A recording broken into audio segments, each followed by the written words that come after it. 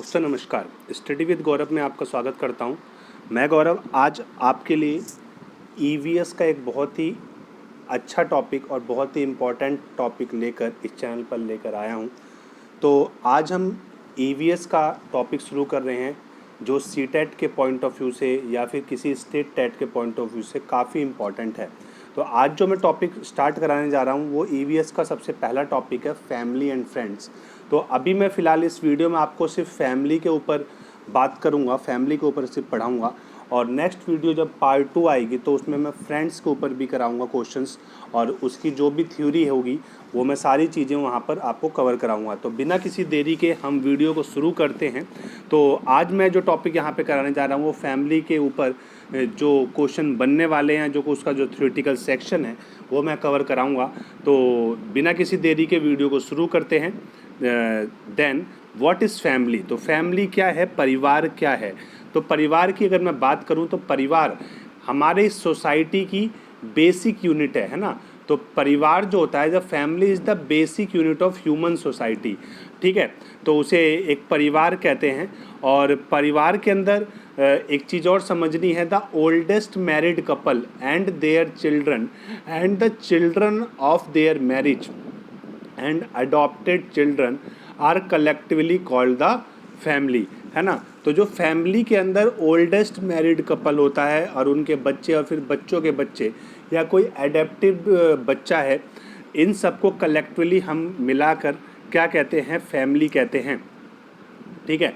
Family के बारे में और चीज़ें समझते हैं यहाँ पर। जैसे यहाँ पर a family is a basic unit of human society and universal, है ना। तो ये सॉरी, यहाँ यूनिवर्सल नहीं यूनिवर्स आएगा। तो इस यूनिवर्स की जो बेसिक सोसाइटी है, बेसिक यूनिट है ह्यूमन सोसाइटी को, उसे फैमिली कहेंगे। और इसी तरीके से हमारी जो सोशल लाइफ है, यूनिटी और डेवलपमेंट फंक्शन है, इन सब चीज़ों में फैमिली का बहुत ही इम्पॉर्टेंट रोल है। और फैमिली ही सोसाइटी को बना रही है। इसका क्या मतलब हुआ? इसका मतलब है कि जितने भी सोसाइटी में ट्रेडिशन है, कल्चर है, रिलीजियन है ना, इकोनॉमिक और पॉलिटिकल एक्टिविटी है, वो सब किसकी वजह से? फैमिली की वजह से। और इनकी वजह से एक यूनिटी का आभास, एक एकता का आभास होता है इस सोसाइटी के अंदर, ठीक है। तो हम इसमें हिंदी में भी आपको समझाएंगे, ऐसा नहीं है कि हिंदी में भी आपको चीज़ें यहाँ देखने को मिलेगी। और अगर ये सारी चीज़ें आपको डाउनलोड करनी है तो टेलीग्राम चैनल को ज्वाइन कर लीजिए। इसका जो लिंक है मैं डिस्क्रिप्शन में डाल दूँगा, तो वहाँ से आप डायरेक्ट ज्वाइन कर सकते हैं। नहीं तो टेलीग्राम पे जाकर साइंस बाय गौरव सर लिखेंगे तो वो लिंक आ जाएगा, वहाँ से आप डायरेक्ट भी ज्वाइन कर सकते हैं, ठीक है। तो जो परिवार है, परिवार क्या है? मानव समाज की एक मूल इकाई है। और जो सबसे पुराने विवाहित जोड़े, उनके बच्चे और बच्चों के बच्चे जो होते हैं वो सामूहिक रूप से मिलकर परिवार को बनाते हैं, ठीक है।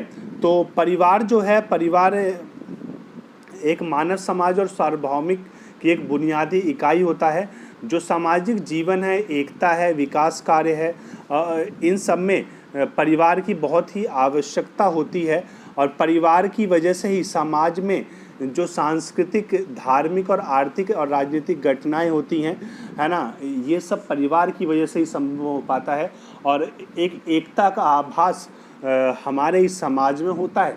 हमें अपने समाज में देखते हैं कि कई सारे धर्म हमारे समाज में हैं, जैसे हिंदू, मुस्लिम, सिख, ईसाई, जो कि विविधता है ना। इस समाज में एक विविधता है जो कि डिफ्रेंशिएशन है अलग अलग प्रकार की फैमिलीज़ का, है ना। लेकिन उसके बाद भी इस समाज में सभी धर्मों के लोग एक साथ मिलकर रहते हैं। इसीलिए कहते हैं कि विविधता में भी एकता है ना, यूनिटी इन डाइवर्सिटी, ठीक है। तो ये ऑल अबाउट किसकी वजह से? एक फैमिली की वजह से हो पाता है, ठीक है। उनकी ट्रेडिशन और उनकी सोच की वजह से ये चीज़ें संभव हो पाती हैं, ठीक है। तो अब हम बात करते हैं बच्चे की फैमिली का क्या एडवांटेज है, इसके क्या इम्पॉर्टेंस और क्या एडवांटेज है इस सोसाइटी को लेकर या किसी एक मैन को लेकर। तो सबसे पहली बात मैं बताता हूँ कि अगर कोई भी न्यूली बॉर्न चाइल्ड है ना, जिसने समाज में पहली बार समाज को देखा है, तो सबसे पहले जो उसका इंटरेक्शन होता है अपनी फैमिली से होता है। इसीलिए बच्चे का जो पहला स्कूल होता है वो क्या होता है? उसका परिवार होता है, उसका घर होता है। तो परिवार ही बच्चे का प्रथम स्कूल होता है। कई बार ये सीटेट में ये स्टेटमेंट आई हुई है एग्ज़ाम में आपके। तो हम पहला पॉइंट देखते हैं, यहाँ पर एडवांटेज की बात करते हैं। The man is a social being and social life. ठीक है, तो मैन जो है वो सोशल बीइंग है, एक सामाजिक प्राणी है, और परिवार में व्यक्ति के सामाजिक जीवन की बड़ी भूमिका होती है। ठीक है, तो द पर्सन, जो कोई भी पर्सन है, is born in the family as a natural being. ठीक, तो कोई भी व्यक्ति अगर परिवार में जन्म ले रहा है तो वो प्राकृतिक प्राणी है, एक नेचुरल बीइंग है, प्रकृति की वजह से वो यहाँ पर आया है, और एक सोशल बीइंग है। तो ये सबसे पहली एक आप इसका इम्पोर्टेंस समझ सकते हैं परिवार का। ठीक है, परिवार में दूसरी बात अगर हम करें, abbreviations family of social order and the first school of wisdom. ठीक है, सामाजिक व्यवस्था का संक्षिप्तकरण परिवार और ज्ञान का पहला स्कूल होता है परिवार जो होता है। ठीक है, तो ये सारे पॉइंट्स आपको याद रखने हैं, आपको चीज़ें समझनी है। इससे आपको जो ऑप्शंस जैसे आते हैं कि निम्नलिखित में से परिवार के गुण कौन से हैं, है ना, what is the importance of a family, तो इसमें से इस तरीके से एक ऑप्शन परिवार का गुण को दर्शाएगा और 3 नहीं दर्शाएंगे। तो ऐसे क्वेश्चन आप सीटेट में देखने को मिलता है। और ऐसे भी कुछ क्वेश्चंस आते हैं जैसे नहीं आ गया उसमें कि परिवार का गुण कौन सा नहीं है, जिसमें से 3 तो पॉजिटिव स्टेटमेंट होगा और 1 नेगेटिव स्टेटमेंट होगा। तो इस तरह के क्वेश्चन आते हैं। तो ये सारी लाइन जो है प्रीवियस ईयर के क्वेश्चन से उठाई गई लाइन है। नेक्स्ट क्वेश्चन है, नेक्स्ट पॉइंट पर चलते हैं बच्चे। नेक्स्ट पॉइंट क्या कहता है, abbreviation of society are the family where the human learn to live collectively. The family is the most important social organization. ठीक है, मतलब क्या हुआ, समाज में अभिव्यक्तियाँ परिवार हैं, है ना, समाज की जो अभिव्यक्तियाँ हैं वही परिवार है, जहाँ मनुष्यों ने सामूहिक रूप से रहना सीखा है। परिवार सबसे महत्वपूर्ण सामाजिक संगठन है। बहुत इंपॉर्टेंट क्वेश्चन है कि जो परिवार है एक बहुत ही महत्वपूर्ण सामाजिक संगठन है जहाँ पर लोगों ने सामूहिक रूप से रहना सीखा है। ठीक है, नेक्स्ट पॉइंट को देखते हैं भाई। नेक्स्ट पॉइंट क्या कहता है, पहले इंग्लिश में देखते हैं। Education of a person begins with his और her family like a human quality sacrifices love, cooperation, brotherhood, service, spirit, discipline, obedience is derived from the discharge of duty of the family। तो ये जितनी भी quality हैं human के अंदर, ये सारी की किसकी वजह से आती है, सारी की सारी क्वालिटी, ये सारी की सारी क्वालिटी फैमिली की वजह से आती है। सेक्रीफाइस हो, लव हो, कॉपरेशन हो, ब्रदरहुड हो, भाईचारा हो, है ना, किसी के प्रति भाईचारा, दया की भावना हो। ठीक है, तो ये सारी चीज़ें जो हैं वो फैमिली की वजह से आती हैं। इसको मैं एक बार हिंदी में भी पढ़ देता हूँ। हिंदी में क्या है, किसी व्यक्ति की शिक्षा उसके परिवार से शुरू होती है। मानव गुणों की तरह त्याग, प्रेम, सहयोग, भाईचारा, सेवा भावना, अनुशासन, आज्ञाकारिता, कर्तव्यों और पारिवारिक शिक्षा के निर्वहन से ली गई है। ठीक है, तो ये सारी चीज़ें पारिवारिक होती हैं, परिवार ये बच्चों को देता है और वही इम्पैक्ट बच्चा जाकर समाज में छोड़ता है। इसीलिए कहते हैं कि परिवार के लेवल पे एजुकेशन का होना बहुत ज़रूरी है, तभी हमारा देश एक अच्छा देश, एक डेवलपिंग कंट्री से कन्वर्ट होकर डेवलप्ड कंट्री में बदल सकता है। एजुकेशन किसी भी देश के डेवलपमेंट के लिए बहुत ही ज़्यादा ज़रूरी होती है, और वो शुरू कहाँ से होती है, वो शुरू होती है परिवार से। इसीलिए बच्चे का जो पहला स्कूल होता है वो परिवार होता है। ठीक है, इसके बाद हम नेक्स्ट पॉइंट देखते हैं। ए चाइल्ड जो है, कोई भी जो बच्चा है वो डिसिप्लिन को रिसीव करता है ना। A child receive the discipline, difference between the truth and false, सही और गलत के बारे में फ़र्क जानता है वो परिवार से। जस्टिस और इनजस्टिस के बारे में फ़र्क जानता है ना। हिज और एलाइन के बारे में फ़र्क जानता है ना। कंजर्वेटिज्म और माइंडलेसनेस, लेजीनेस, डेलीगेंस, और इस तरीके से जो गुड और बैड चीज़ें हैं उनके बारे में वो फ़र्क जानता है। शॉर्ट फॉर्म में मैं बात करूं, अच्छाई और जो बुराई है, ठीक है, जो डिसिप्लिन है या फिर जो बदतमीजी है किसी के साथ, सही या गलत क्या है, इन सब चीज़ों के बारे में जो फ़र्क करना है वो सबसे पहले कोई भी बच्चा कहाँ से सीखेगा, वो अपने परिवार से सीखेगा। ठीक है, इसके बाद हम और भी कुछ चीज़ें डिस्क्राइब करते हैं, जैसे कि जो फैमिली है, the family is a base of a person social life, है ना। किसी भी इंसान की जो सोशल लाइफ है उसका जो बेस होगा वो क्या होगा, उसका परिवार होगा। परिवार ही उसको वो शिक्षा देगा कि आपको सोसाइटी में जाकर अपने आप को कैसे रिप्रेजेंट करना है।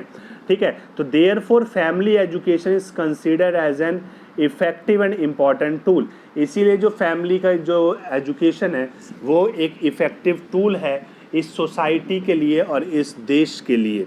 ठीक, तो इसी तरीके से हमने कुछ फैमिली की इम्पोर्टेंस पर नज़र डाली। अब हम बात करते हैं बच्चे क्लासिफिकेशन के आधार पर।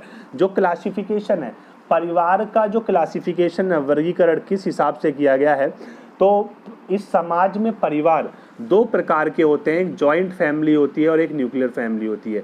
जॉइंट फैमिली का मतलब सामूहिक परिवार, न्यूक्लियर मतलब एकल परिवार, जहाँ एक ही जनरेशन के लोग रहते हैं, उसे न्यूक्लियर फैमिली कहते हैं। तो यहाँ पर चीज़ें समझते हैं। आकार के संदर्भ में परिवार को दो भागों में विभाजित किया गया है, एक संयुक्त परिवार है और एकल परिवार है। तो सबसे पहले हम जॉइंट फैमिली के बारे में देखते हैं, संयुक्त परिवार के बारे में देखते हैं। तो संयुक्त परिवार का मतलब क्या है, जहाँ पे 2 से 3 पीढ़ी के लोग रहते हैं, दादा दादी रहते हों, मम्मी पापा चाचा चाची और उनके बच्चे रहते हैं, वो सब संयुक्त परिवार होते हैं।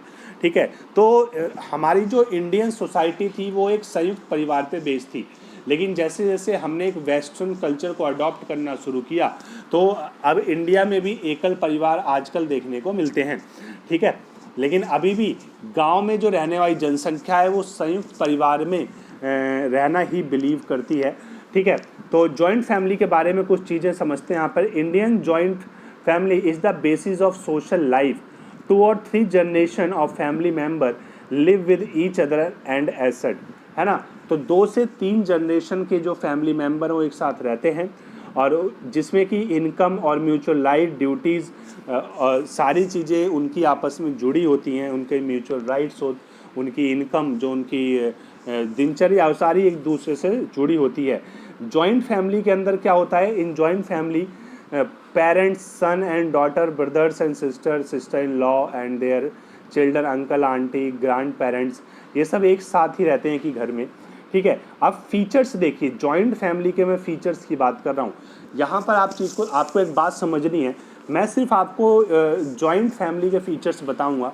जो फीचर जॉइंट फैमिली के होंगे उसके अपोजिट फीचर्स किसके होंगे, एकल परिवार के होंगे, न्यूक्लियर फैमिली के होंगे। तो बार बार चीज़ों को डिफाइन करने से चीज़ें कंफ्यूज जाएंगी। तो आप सिर्फ एक फैमिली के चीज़ों को अच्छी तरह समझ लो, उसके अपोजिट जो चीज़ें होंगी वो किसकी होंगी, एकल परिवार की होंगी। ठीक है, तो फीचर्स देखते हैं क्या इसकी विशेषताएं हैं।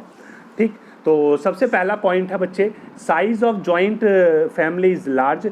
जो जॉइंट फैमिली का जो साइज होता है लार्ज होता है, इसका मतलब जो न्यूक्लियर फैमिली होगी या जो एकल परिवार होगा उसका जो साइज होगा वो छोटा होगा। ठीक है, members have a responsibility towards each other. Joint family के जो मेंबर्स होते हैं वो एक दूसरे के प्रति रेस्पॉन्सिबल होते हैं। ठीक है, सबकी जिम्मेदारी को अपना ही समझते हैं। ठीक है, रेस्पॉन्सिबल होता है, जबकि एकल परिवार में ऐसा नहीं होता। एकल परिवार के लोग सिर्फ अपना ही सोचते हैं। ठीक, mostly the aged man is the head of the family.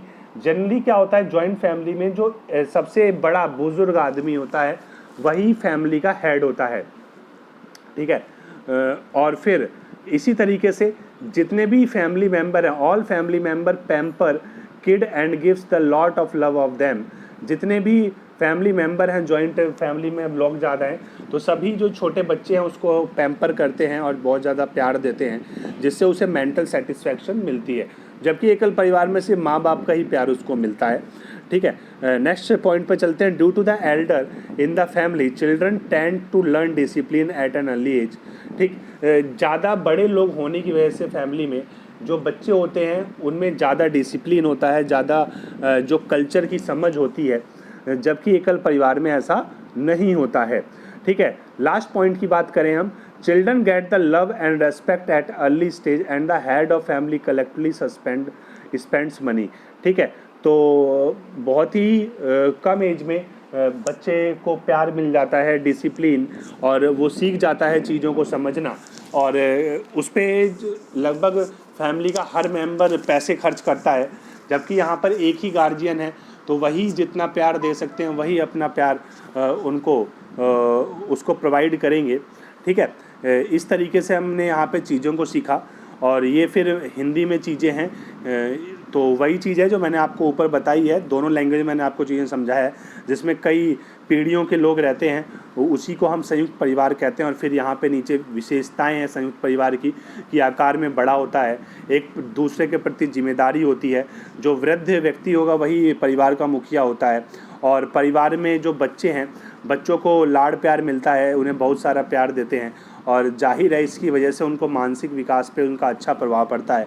और इसके बाद जो और कुछ 2 पॉइंट हैं, जैसे परिवार के बड़ों के कारण बच्चों को कम उम्र में अनुशासन सीख लेते हैं, और बच्चों को शुरुआती स्तर पर प्यार और सम्मान मिलता है, और परिवार का मुखिया सामूहिक रूप से पैसे खर्च करता है सबके ऊपर। ठीक है, तो ये सारे पॉइंट्स थे जो भी एक संयुक्त परिवार था उसकी विशेषताएं थी ये सारी। अब हम बात करते हैं एकल परिवार की, न्यूक्लियर फैमिली की। तो न्यूक्लियर फैमिली की जब हम यहाँ पे बात करेंगे, a joint family is a small unit single family. ठीक है, तो न्यूक्लियर फैमिली जो होती है, सॉरी यहाँ न्यूक्लियर फैमिली आएगा, जॉइंट फैमिली नहीं आएगा, यहाँ पर न्यूक्लियर फैमिली आएगा, तो इसको आप चेंज कर लेना। तो जो न्यूक्लियर फैमिली होती है वो एक स्मॉल यूनिट होती है जिसमें एक ही पीढ़ी के लोग रहते हैं, इसकी वजह से। और यहाँ पर मैं अगर सिंपल वे में बात करूँ तो यहाँ पर बच्चों को उतना प्यार नहीं मिल पाता है, उतनी चीज़ें वो उतना डिसिप्लिन ये बच्चे नहीं समझ पाते हैं। तो इस फैमिली में सिर्फ माता पिता और उनके बच्चे रहते हैं, और बाकी इसके अपने फ़ायदे हैं कि माता पिता को एक पूरा अधिकार होता है बच्चों की फ्यूचर के बारे में सोचने के लिए। और जबकि जो संयुक्त परिवार है वहाँ पर बच्चों का जो फ्यूचर डिसाइड है वो लगभग सभी लोग मिल बांट के करते हैं। तो यहाँ पर भी एक नेगेटिव पॉइंट ऑफ व्यू भी आप देख सकते हैं संयुक्त परिवार का। ठीक है, तो ये सारी चीज़ें हैं। और बात अगर हम सोशल वे में करें कि जो एकल परिवार का बच्चा होगा वो उसका जो सोशल दायरा होगा वो बहुत ही कम होगा, क्योंकि उसके माँ बाप का दायरा सोसाइटी में उतना ज़्यादा नहीं होगा जितना संयुक्त परिवार में होता है। अब जैसे संयुक्त परिवार में 10 लोग हैं तो 10 लोग का एक अपना सोशल दायरा है, वो 10 लोग 10 और लोगों को जानते होंगे, तो वहाँ पर उस परिवार का जो सोशल दायरा है वो बढ़ जाता है।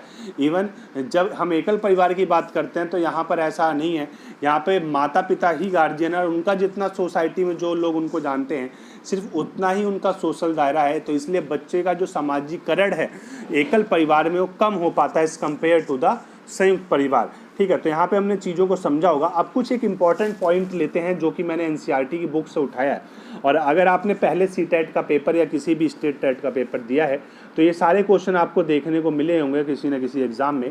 ठीक है, तो सबसे पहला पॉइंट देखते हैं, इन मलयालम में जो मदर्स एल्डर सिस्टर होती है, ठीक है, मदर एल्डर सिस्टर मतलब माँ की बड़ी बहन जो होती है उसको क्या कहा जाता है मलयालम में, मतलब मौसी को हम कह सकते हैं। तो माँ की जो बड़ी बहन होगी उसको हम वलियम्मा कहते हैं, उसको क्या कहते हैं भाई, वलियम्मा कहते हैं।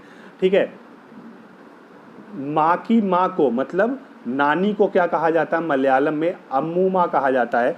मलयालम में नानी को अम्मूमा कहा जाता है। ठीक है, चाचा को फादर्स यंगर ब्रदर, पिता के छोटे भाई को मतलब चाचा को मलयालम में चिटप्पन कहा जाता है। क्या कहा जाता है भाई, चिटप्पन कहा जाता है। ठीक है, इसके बाद wife of fathers younger brother, ठीक है, wife of fathers younger brother.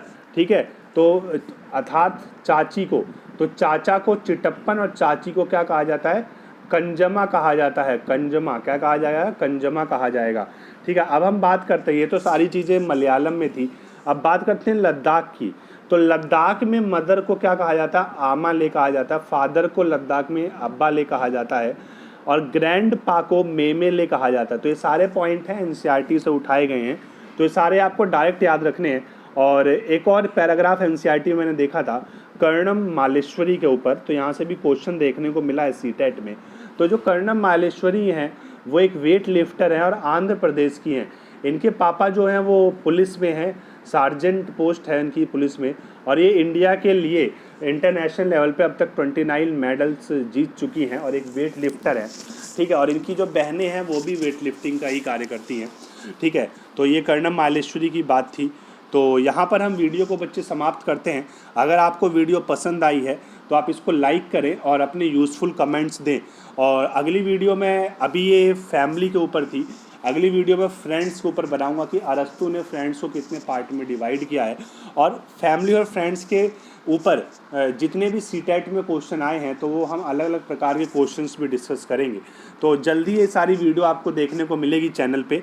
तो हमसे जुड़े रहिए और चैनल को सब्सक्राइब करिए और वीडियो को जितना भी शेयर कर सकते हैं शेयर कीजिए। तब तक के लिए घर पे रहिए, लॉकडाउन का भरपूर फ़ायदा उठाइए। ये छुट्टियां नहीं हैं, ये आपको टाइम मिला है तो आप इसमें इस टाइम को ज़्यादा से ज़्यादा यूटिलाइज़ करिए ताकि आने वाले एग्ज़ाम आपके लिए फ़ायदेमंद हो। तब तक के लिए धन्यवाद, खुश रहिए और घर पे रहिए। Thank you.